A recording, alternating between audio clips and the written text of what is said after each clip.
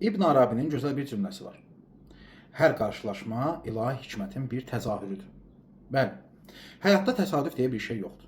Bəli, bəzən insanlar başlarına gələn hadisələrdə, qarşılaşdığı insanlarda, tanıdıqları, tanış olduqları, söhbət etdikləri, hətta videosuna belə baxdıqları insanlara təsadüf deyə düşünürlər.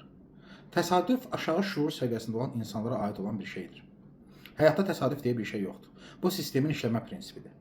Sistem sənə lazım olan vaxtda, lazım olan insanların qarşına çıxmasını təmin edir.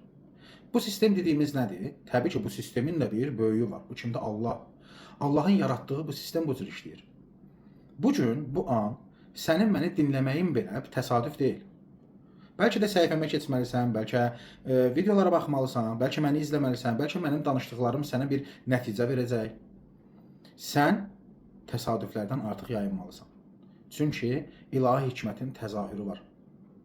İndi özünə sual ver. Həyatında baş verənlər təsadüf idi, yoxsa təvafüq?